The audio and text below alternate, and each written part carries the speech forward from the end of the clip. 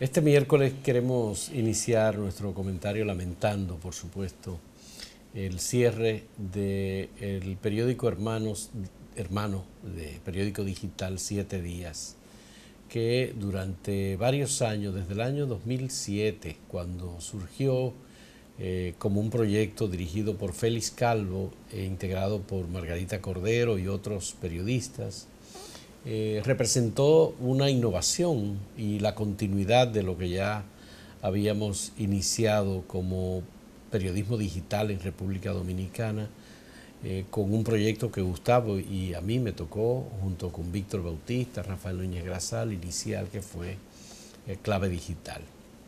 7 Días se mantuvo durante mucho tiempo y pasó a ser propiedad del empresario José Ramón Brea, que además lo combinó con una emisora, que la 107.7, una emisora la Super 7. Super 7, que ha sido un proyecto que se combinó también con el periódico 7 Días. Al final renunció Margarita Cordero y el periódico pasó a ser dirigido por el periodista Wilkin Amador, quien durante un tiempo, hasta ahora, estuvo a la cabeza de ese periódico. Lamentamos, por supuesto, es una puerta que se cierra para el diálogo y para la información en el país, y es una pena. Y además una fuente de trabajo para periodistas. También. Que lamentar. Y además yo creo que era uno de los medios alternativos, de que marcaban diferencia con lo que en general publican medios tradicionales. Por eso es lamentable que se cierre.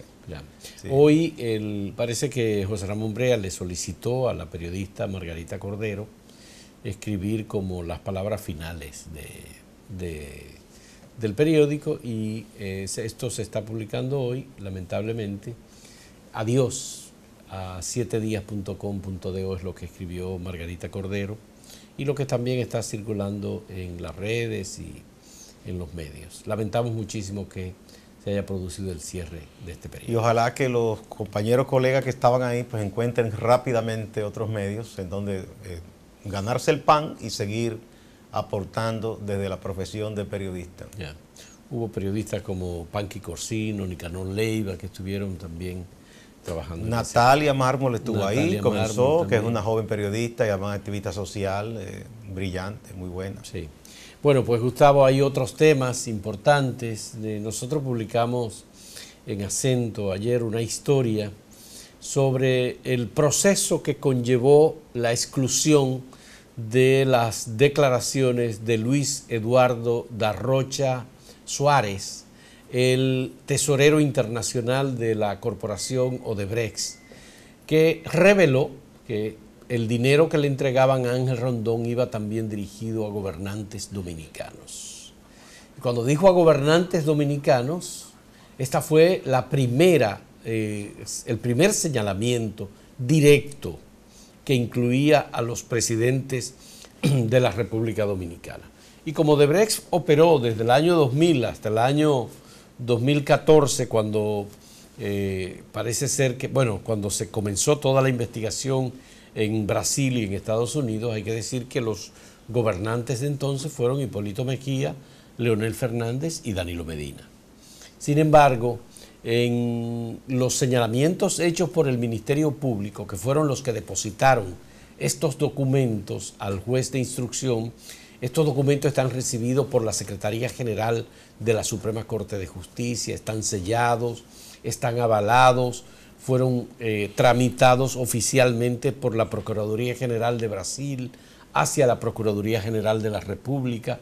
Este testimonio del tesorero internacional de Odebrecht está avalado igualmente por la justicia dominicana, y lo que dijo esta persona, sencillamente, en el momento de la transcripción de las peticiones del Ministerio Público, cuando se conocieron las medidas de coerción, sencillamente fueron omitidas. Bueno, yo creo que el Ministerio Público y en especial la Procuraduría General de la República, que tiene a cargo el caso Odebrecht, tiene un gran reto por delante, porque simplemente no puede mirar para otro lado y hacer como que no existe ese documento, porque ya lo avaló y imagino que eso fue parte también de los acuerdos con los directivos de Odebrecht para no someterlos acá, que eso fue parte de la información que ellos dieron, ¿no?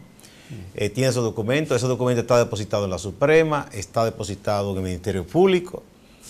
Uno entiende que debe ser parte fundamental para sustentar el expediente acusatorio contra los 14 encartados. Pero obviamente esos 14 encartados, que no son tontos, y sus abogados, van a exigir que ese documento se utilice con mayor amplitud. Bueno. Porque si ahí se mencionan a 3 exgobernantes, a 3 gobernantes, se mencionan, no con su nombre, se mencionan a los gobernantes dominicanos. A los gobernantes. Y los gobernantes dominicanos fueron esos 3 que hemos dicho, el presidente Mejía, el presidente Fernández y el actual presidente Medina. Entonces, todo el mundo va a reclamar, bueno, pero ¿por qué a estos sí y a aquellos 3 ni siquiera se les ha llamado, no se les ha pedido ninguna explicación? Ya eso se convierte... Y uno de ellos se ofreció para ofrecer información. Así como el documento es un elemento de sustento del expediente, puede convertirse también en un elemento también que reste fortaleza si no se completa la investigación con esos 3 gobernantes. Bueno, donde dice gobernantes dominicanos, el Ministerio Público, cuando transcribió la información, dijo que el señor, y esto es justificando la solicitud de medida de coerción contra Ángel Rondón, dice que el señor Luis Eduardo Darrocha Suárez reveló que entregó dinero a Ángel Rondón para sobornar a funcionarios de la República Dominicana. Pagos paralelos, dicen que todo el mundo sabe lo que significa. Pero dice funcionarios de la República Dominicana y omite que la primera declaración que él hace le está diciendo gobernantes. A los gobernantes de la República Dominicana. Así es. Y el concepto gobernante podemos discutirlo, pero evidentemente que los funcionarios no son los gobernantes o los legisladores no son los gobernantes, porque aquí solamente se ha estado sometiendo a legisladores en este caso. Y obviamente quienes enviaron los contratos de préstamos más los acuerdos firmados con Odebrecht al Congreso Nacional para ser avalados fueron los presidentes de la República. Siempre. Así es. Mandato del presidente de la República para que el ministro de Obras Públicas firme este acuerdo y se proceda a enviarlo al Congreso Nacional para ser aprobado. Como aquí siempre se están haciendo uso de las teorías de las conspiraciones, uno podría especular y decir, caramba, esto es una cosa tan evidente y que se deje de lado, que se eluda, que también uno podría pensar que es una especie de conspiración para que el caso finalmente se caiga, porque es que no hay razón. O sea, si yo fuera abogado de uno de los encartados, yo atacaría por ahí. Uno no puede suponer de ninguna manera que fue una omisión por inadvertencia, que no se dieron cuenta que decía eso. A menos que no leyeran el documento. Y no, yo creo que eso debieron leerlo muy bien y examinarlo muy bien. Eso fue incluso traducido de manera oficial por una traductora oficial, sí, certificado, eso está con su numeración, número de documento oficial. O sea que no se puede alegar por ningún lado ignorancia. Y por otro lado, el proceso judicial implica que el Ministerio Público tiene que notificar previamente a cualquier persona que haya sido investigada o que esté siendo investigada.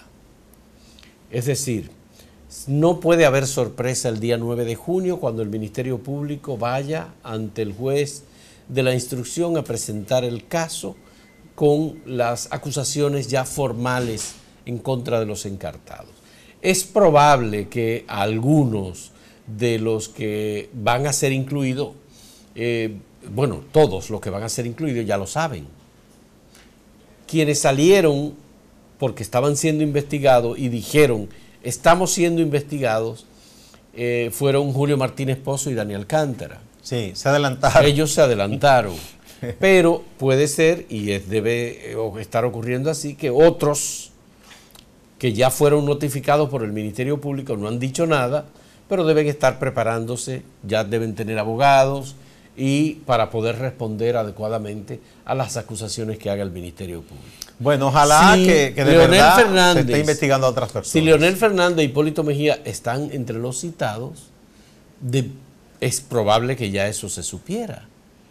No, pero además sería injusto que se cite a ellos dos, o que se le investigue, o que se le pregunte, lo que fuere, respecto a eso, y que no se haga con el presidente Medina, porque se supone que el presidente en un país democrático es el primero entre sus iguales, no es diferente a otros ciudadanos. Pero hay un tratamiento... En cuanto a la justicia. Pero hay un tratamiento en particular con el caso del presidente, porque el presidente está ejerciendo sus funciones y en República Dominicana no hay en la Constitución una norma revocatoria. No, pero no hay que hablar de revocación. Simplemente, yo creo que por la propia conveniencia del presidente, él debería aclarar eso. Y es deber del Ministerio Público preguntarle. Porque es que no puede ser. O sea, sería totalmente injusto que si es que se llega a hacer, que se cuestione, se investigue, se entreviste, como quieran llamarle, porque ahora son entrevistas, al expresidente Fernández y al expresidente Mejía, y que no se haga lo propio con el presidente Medina, porque se supone que debe haber igualdad de condiciones. Aunque tenemos que finalizar en este momento, el procedimiento que se utilizó, incluso con presidentes en funciones, en Colombia, Juan Manuel Santos tuvo que admitir, primero lo negó, después admitió que finalmente recibió cerca de $1 millón para su campaña, pero dijo que él no sabía que ese dinero provenía de Odebrecht. Luego, el presidente de Panamá, Juan Carlos Varela, también admitió que recibió dinero y dio explicaciones. Ocurrió lo mismo con el presidente de Perú, Pedro Pablo Kuczynski, que fue el que más medidas anunció en contra de Odebrecht. Y estuvo negando hasta que se puso en evidencia que sí había hecho negocio. Que había hecho negocio y que había recibido $700,000 de la compañía Odebrecht por una consultoría ofrecida por una empresa en la que él era socio. Y ha ocurrido lo mismo con otros casos en América Latina, en donde obviamente la corporación Odebrecht pagaba y lo que se estilaba era pagar a los presidentes. Y de los presidentes se daba un mandato para dar continuidad a esos proyectos. En el caso de República Dominicana, nada de eso ha ocurrido. Hacemos una pausa.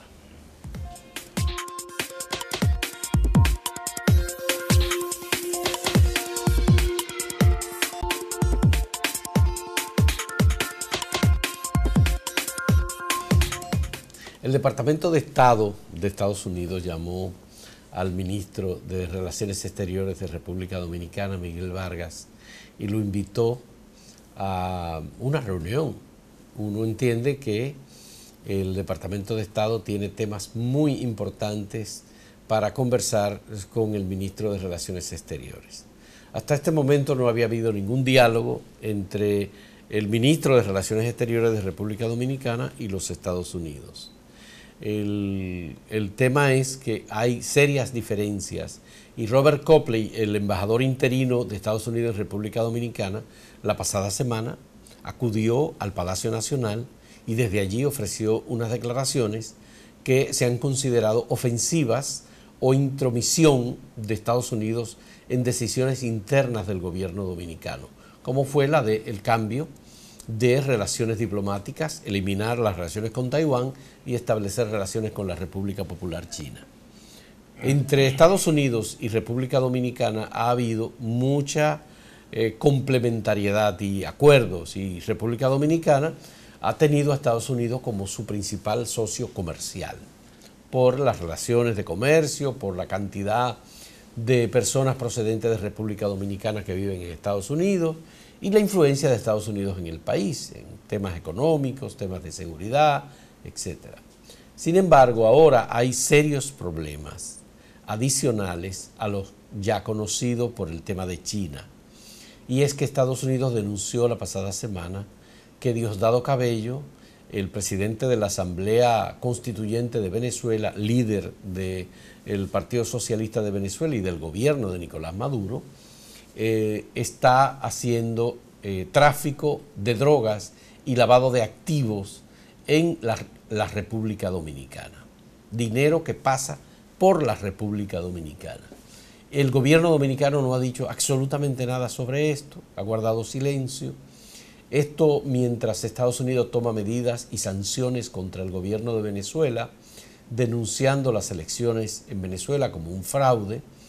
El Nicolás Maduro acaba de expulsar, le dio 48 horas al responsable principal o ministro consejero, al encargado de negocios de la Embajada de Estados Unidos en Venezuela, que es el más importante funcionario allí, y un ministro consejero, el señor Naranjo y el señor Paddington, creo que. Entonces, esto genera mucha inquietud de las relaciones de República Dominicana con Estados Unidos. República Dominicana ha reconocido al gobierno de Venezuela, lo ha apoyado en la Organización de Estados Americanos, y República Dominicana no ha coincidido con los países que tienen una posición crítica sobre el tema de Venezuela. En ese sentido fue que República Dominicana apoyó el diálogo en Venezuela, y aquí se hizo un esfuerzo muy grande del gobierno dominicano para que el diálogo entre el gobierno y la oposición prosperara. No, y además esa ha sido la posición oficial del gobierno dominicano ante la OEA y ante todos los foros, de entender que en Venezuela los venezolanos, los del gobierno y de la oposición, deben dialogar. República Dominicana, uno puede estar de acuerdo o no con esa posición, pero tiene derecho a asumir esa posición. Así como Estados Unidos, México y Chile han asumido una posición contraria al gobierno de Venezuela. O el propio secretario general de la OEA, Almagro, que evidentemente no simpatiza con ese gobierno y ha sido muy crítico. Hasta ahí no hay mayores inconvenientes. Ahora, hay una cosa es lo ideal, lo correcto, lo ético, lo que tú quieras, o de principio, en las relaciones internacionales o bilaterales entre países, y otra es la realidad cruda de una potencia como Estados Unidos, que es abusiva, hay que decirlo. Ellos imponen cosas, y a países pequeños como estos débiles le imponen con mayor descaro, porque eso es un exceso de ese señor, que es ahora como si fuera el embajador. Robert Copeland. Y yo creo que una falta de respeto, no solo al pueblo dominicano, sino a la propia dignidad del gobierno dominicano, ir a Palacio Nacional y decir esas cosas. Y ahora estas reuniones siempre de manera eufemística se dice, bueno, que fue invitado, que todo el mundo sabe que el Departamento de Estado da órdenes. Y es muy lamentable, y aquí hace mucho que ese concepto de una soberanía, más allá de que lo que muchos dicen, de que si hay muchos haitianos, porque esa es muy fácil, pararle el pecho a esos infelices que lo que son emigrantes buscando pan. Ahora, me gustaría ver esos supuestos nacionalistas o patriotas que de verdad se opongan a esto y enfrentan entonces esa intromisión grosera, porque es una cosa muy grosera. Bueno. Entonces, y quizás lo que hay que decir de parte del gobierno dominicano, habría que ver si se ha manejado lo más inteligentemente posible, o que también usted no puede inmolarse.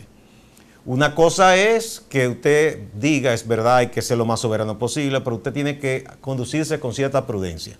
Me viene a la memoria lo que ocurrió cuando la invasión a Irak, la primera invasión. Dicen que de los países que el grupo de países no alineados buscó para intermediar, fue a Cuba, y estaba Fidel en el poder en ese momento. Fidel trató de convencer a Saddam Hussein que no llevara las cosas hasta que viniera una invasión, porque no iba a poder con eso. Pero Saddam Hussein fue un hombre obcecado, y miren lo que ocurrió. En los años fuertes de la Guerra Fría, muchos decían que Fidel y ese gobierno de Cuba era muy flojo, porque debieron meterse a Guantánamo y rescatar ese territorio. Y lo que bien decían muchos dirigentes cubanos es verdad, nos metemos y los rescatamos en media hora. Ahora, ahí lo que viene después. Nosotros no podemos exponer a nuestro país y a nuestro pueblo a que sufra muchísimo, porque van a venir andanadas de bomba y de todo. Entonces, sí. ¿Cómo respondemos a eso? Entonces, sería la oportunidad para... Ajá, tú no puedes ser temerario. Entonces, habría que ver qué tanto ha sido temerario el gobierno dominicano. Primero, no manejando las cosas de manera lo más correctamente posible, o lo más equilibrada respecto a Venezuela, ese es un tema. Y lo otro es, ¿se fue temerario con lo de Taiwán? Yo diría que no, porque uno entiende que el mundo ha cambiado. Ahora, parece que en Estados Unidos se ha intronizado en la Casa Blanca un gobierno que tiene una visión de antes de la Guerra Fría. Porque, o sea, ellos no pueden sentirse mal porque un gobierno diga, bueno, me conviene la relación con este, no con este. Claro. Porque ellos mismos, en plena Guerra Fría, a principios de los 70, decidieron reconocer a China, que era una barbaridad que no se reconociera. En ese momento tenía 800 millones de habitantes, frente a Taiwán, que entonces no pasaba de 10. Lo que pasa Entonces ahora siguen con comercio muy beneficioso con China, mal pueden ellos decirle a otro país que no lo tenga, o sea, o es que hay que pedirle permiso. Yo creo que eso sí es grotesco. Bueno, lo que pasa es que en el Departamento de Estado ahora hay un ministro que se llama Pompeo, Mike Pompeo. Sí, un halcón de los años 20. Claro. Donald Trump es el presidente de Estados Unidos y hay un señor Bolton que es el jefe de seguridad que es un guerrero que lo que quiere es tirar bombas. Halcones. Entonces, obviamente, esta situación podría afectar muy seriamente a República Dominicana. El presidente, que cada vez que hay una elección en un país de América Latina o del mundo, inmediatamente envía una carta de reconocimiento al que gana, no se ha pronunciado sobre las elecciones del domingo en Venezuela. Tú dices el presidente dominicano. Danilo Medina, por supuesto. Bueno, ahí ha tenido un poco de prudencia. No ha enviado ninguna carta de felicitación a Nicolás Maduro. Que Maduro, el pobre, cada día mete más la pata, porque él había dicho y requete dicho muchísimas veces que no había preso político en Venezuela. Pues se destapó ayer con una palabra diciendo que iba a instruir a la justicia y no sé quién, que los políticos que están presos, que le arreglen la cosa, a ver si salen. Entonces hay presos políticos y los reconoce. Entonces, obviamente, el gobierno dominicano debe sopesar muy bien las decisiones que va a tomar. En el sentido de que ahora República Dominicana es candidata única al Consejo de Seguridad en una posición itinerante. Exacto, y antes no entraba porque China lo bloqueaba. Ahora se supone que China lo va a ayudar, entonces Estados Unidos seguro está en contra. Estados Unidos tiene sospechas sobre República Dominicana. Ellos saben que no hay nada, eso es una grosería norteamericana. Pues, ¿qué puede hacer un país pequeño como este? Está bien. ¿Qué contrapeso le puede hacer Estados Unidos? Es una cosa muy grosera, muy abusiva. Sería importante saber cómo le va a Miguel Vargas Maldonado en el Departamento de Estado. No, bueno, el pobre Miguel, como todos los cancilleres, va a recibir boches. Y tienen que quedarse callados y no pueden decir nada porque estos son gobiernos que tienen que aguantar eso, lamentablemente. No, pero República Dominicana se entiende que es soberana en sus decisiones de relaciones internacionales. Si República Dominicana quiere ese es el poema más bello, pero la realidad es que no es así. Al gobierno de Nicolás Maduro, que una gran parte de los países, en especial los del Grupo de Lima, están diciendo que esas elecciones son ilegítimas, que hay que volver a hacer elecciones en donde participe la oposición, que ese porcentaje de votos de, ¿cuánto? 5 millones de votos que recibió Nicolás Maduro. Bueno, ahí obviamente que las cosas no estuvieron bien, pero lo que pasa es que en estos tiempos, si podemos reclamar, por ejemplo, la doble moral de Estados Unidos, lo que pasó en Honduras. En Honduras. Y ellos reconocieron eso, que todo el mundo dijo que eso fue un fraude a las claras. Pero además el propio Trump, esto está muy cuestionada la forma en que llegó a la presidencia, con la ayuda de su pana Putin y todo. Sí, entonces, como qué sé yo, yo creo que esas cosas, igual el expediente de narcotráfico, eso está muy manoseado. A mí no me cae nada bien ese Diosdado, pero viniendo de donde viene esa acusación, yo la pongo muy en entredicho. Bueno. Porque se ha abusado mucho de eso. Estados Unidos secuestró a un médico mexicano, apellido Chávez, hace unos años, en los 90, y luego resultó que era un mero inocente. Mira, entonces, este tema, por supuesto que tendrá una definición a principios de junio, cuando la Organización de Estados Americanos convocó una sesión para aplicar la Carta Interamericana al gobierno de Nicolás Maduro. República Dominicana tendrá que tomar una decisión en ese caso y, por supuesto, no será, o tal vez no sea la misma de abstenerse. Se va a abstener. Porque abstenerse es apoyar a Nicolás Maduro. No exactamente está en contra, pero no llevarle la contraria. Es como ni blanco ni negro, sino todo lo contrario. Bien. Vamos a hacer una pausa. Es un tema que está planteado en el editorial de hoy de Acento para que lo sopesemos, porque es posible que algunas cosas relacionadas con el Acuerdo de Libre Comercio, el DERECAFTA, también estén en juego en este asunto. En un momento volvemos.